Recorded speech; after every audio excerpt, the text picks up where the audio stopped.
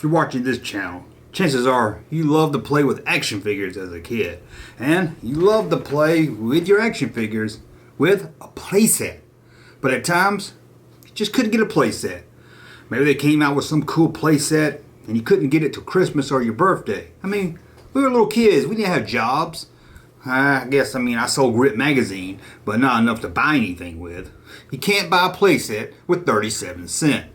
So, at times, we had to make our own playsets, and sometimes those own playsets were better than the ones we bought. Yeah, because sometimes you get a playset at home and find out it's just cardboard stuck to a plastic base. So today we're going to look at 10 times I made playsets out of just stuff around the house, and maybe you did too. And I'd love to hear from you about some things you turned into playsets. And one that was like my go-to mountain was, I forget what you actually call it. It's like a chest, like a real tall chest, but it's got drawers on it. It's like our drawers are on this chest. Anyway, it sits in your living room, put your clothes in. It sits in your bedroom, you put your clothes in and everything. You open the drawers.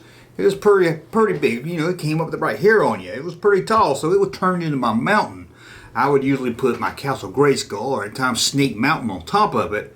Put the bad guys at the top, and at the bottom would be He-Man and his friends, and they would have to scale up the side of this.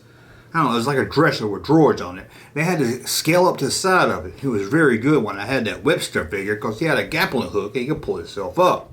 But it was a lot of fun. I would have them, shooting down, shooting down them. They'd try to climb up.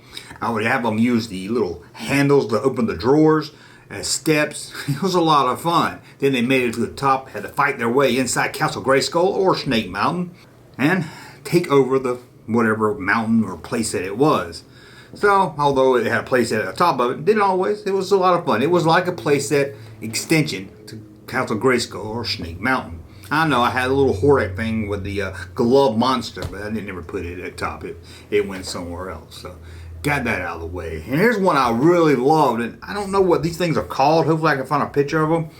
I don't know if they still make them. You would go to the store and get strawberries. And my grandma would always get strawberries, and they would be in these little plastic green trays. So you would take those plastic green trays. Hopefully I can find a picture over here. Take one, take another one, glue them together, and you had a playset dungeon. Now you could cut an X at the top of it, and then just push the figure down and throw them into a dungeon, into a cell, into a jail. So it was always a lot of fun. You could even shake them up in there. I really loved doing that.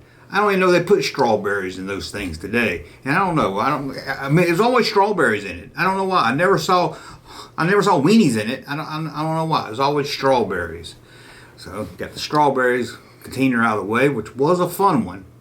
And one that was a lot of fun. My brother came up with this one. You take a Ziploc bag. Hard to explain this one. Ziploc bag. Put a straw in the center of it, or the opening of it. Close it up as much as you can. You had to close it up. We didn't have the zip ties back then. If you're lucky, if you had some money, you had where the blue and red make green or whatever's in it was sealed. But you seal it up as you can. Usually you have to grab like a fist of it. Put tape around the straw that you stuck in it and the Ziploc bag. So then you blow into the straw, and it lifts up that bag of air. You got me? And as long as you don't put any pressure on that bag, the air usually stays in. A little bit might come out. But the thing is, you didn't want to blow it up too much. You just wanted to get it just right. Because what you're going to do is put it on the floor next to your chest of drawers and stand the figures up on top.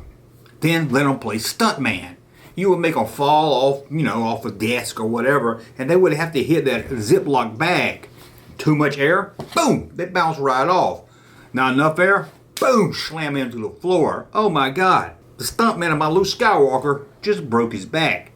So we have to try to get it just right. Me and my brother would try to do it, and he'd be like, he was usually the judge. Oh, he hit the ground too hard. Oh, he bounced off, he's dead. And we'd try to get it just right. Remember, my brother always wanted to bend them in more of an action pose. He's like, don't do them flat. You got to bend them like in a sitting position. I don't know if anybody else did it. It was a lot of fun because they would hit that airbag.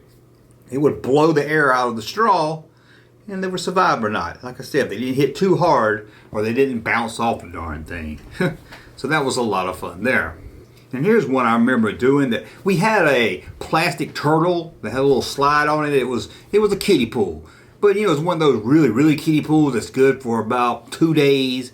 And it's for kids younger as 3. You know, they're plastic, they're cheap. Well, I dragged it out from under the house and filled it up with sand. And I had my own playset of Tatooine.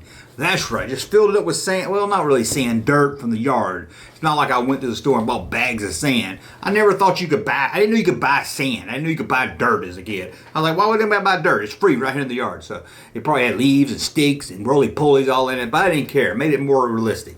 Put it in there, and then, you know, you had your land speeder riding through it. Maybe if I was playing He-Man, I had my land shark going through it. Whatever it was, I had a little planet area that inside that plastic pool that was a lot of fun. And it still had a little bit of the slide showing, so that made it a little bit fun too. You have a little land speeder just going down the slide into the dirt. Oh, I'll never play with that again, I'm sure. That was a lot of fun.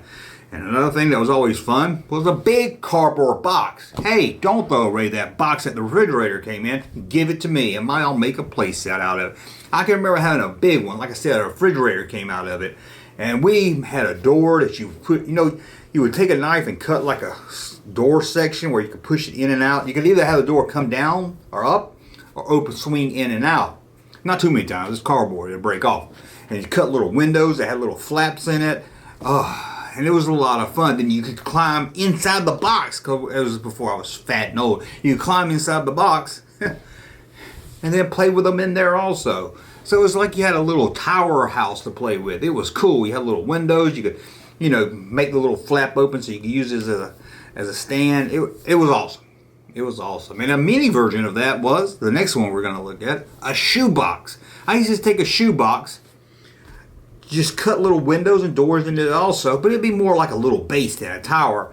My brother was better at it. He found a way to hook up a light. He took a flashlight, take the bulb out, wire it somehow to a battery, and have it where if you lift off the top of it, it would light up. I still don't know how that, I'm not good at that. I was just good at cutting out doors and stuff, but it was a lot of fun. He always wanted to put duct tape all over his, and maybe that's why his lasted months and mine only lasted a couple of weeks, because he would really duct tape it, made that shoebox really strong. But it was a lot of fun. And speaking of a shoebox, here's a playset or a ship my dad gave me. Yeah, I remember getting a figure. Maybe it was Luke, an X-Wing pilot. I'm not sure, but at the time I didn't have a ship for him to play in. I didn't have the X-Wing. And I told my dad, I was like, oh, Dad, I got this figure. He don't got no ship. I was probably doing like that. My dad was like, give me that. I'll show you. You don't need to spend $20 on a ship. I'll show you what you do. This is what you do. You take your shoe off. You take your shoe off, and then you put your figure in there like this right here, and guess what? You got a ship for your figure. And I used to, put him in there like this, strap him in real good. I have Velcro strap on it, so it really made him in there good. And I would run around out. Yeah, I had a shoe. Didn't need about a fancy X-Wing or TIE Fighter, not when you had a shoe. And everybody had a shoe, I hope. Now, if you had a flip-flop, I don't know if it would work, but I'm sure you could find a way to connect it on there with a flip-flop also. Let's put that shoe up and put the figure up while we talk about the next one. I'm sure all of you did this. I hope so. When we saw Empire Strikes Back, we wanted to freeze Han Solo, didn't we? So what do? We got a glass out of the cabinet, filled it with water, dropped him in there, frozen. We had to let it overnight. Sometimes you'd be too eager to get it out. It wasn't really froze good. You could put your finger through it, but you wanted a solid block of ice. And you take it out, and you're like, oh, all the other figures are coming around. Oh my God, you froze Han Solo, and I would freeze everything. Every time I got a figure, I would freeze it. I love freezing action figures. I don't know. It was a lot of fun. But sometimes you get in trouble because you leave it in there too long, and the glass would bust. Yeah, especially if it was a plastic glass. My friend Mike used to do it in plastic glasses. It was always crack the plastic ones. And then, I said the sandbox. Well, we turned into a sandbox, the pool, but sometimes it was just to play with dirt. Just go outside and play with dirt. You didn't need a playset or nothing. You could get the dirt. You could make it dig a hole. You could make it your own thing. All you needed was a little spoon to dig a hole, and all you needed was dirt. That was the best playset sometimes. Just plain old dirt. That's all you needed. And how about a skateboard? That's right, I turned a skateboard into a toy. I don't know if you can call it a playset. It's more like a ship, but I would put all the figures sitting on the skateboard, and then push it down my driveway, and whoever stayed on didn't die. Or sometimes I would put bad guys all on it, and I'll put like 6 bad guys, 6 good guys, push it, and we're like, oh, see who's left. Oh, look, 4 of the bad guys died, but 3 of the heroes didn't. It was a lot of fun. One time I tried to push it down a hill. They none stayed on. Oh, no. That was pretty stupid of the junk kid. And one more, which is probably just for me, and it got me in trouble. I wanted to torture my action figure sometime. You know, I had Darth Vader capture all the heroes, and I said, I'm going to capture them. So I would place Han Solo or another figure into the microwave and set it. I wouldn't just cook it. I mean, I would set it for like 10 seconds. I would take it out and it would be, oh, it's hot. Oh, you will tell me where the rubber base is now. And I'd be like, oh, can it be real warm and everything? And sometimes I would put it in there and it wouldn't be warm enough. And I'd say, oh, you got to go back into that torching chamber. And I would put him in there and the light would light up and it looked really cool. Well, one time I went for 30 seconds and I hit 30 minutes. And, man, I got in trouble that day. My mom, after about a minute and a half, my mom walked in and she's like, what are you cooking? That's not a Franken weenie. What are you doing? I said, Mom, he's getting tortured. And he was all, I don't know if it melted, but it was popping and making some crazy noise. I can't remember exactly what it looked like. Probably looked like one of the bad guys from Raiders of the Lost Ark. Well, after that day, I never got to play with toys in the microwave again. In fact, it was years before I was allowed to even cook my microwave french fries in it. I love my microwave french fries. Anyway, that's 10 times I did my own play sets. Or ships, and you know, it ought to be a technical play sets. But let me know some home things around the house that you use for your action figures. I'd love to hear it. And I think that's it. Come back tomorrow for 2 videos, noon and 8. Until then, I'm going to turn on my content. Subscribe to the channel. Talk again soon.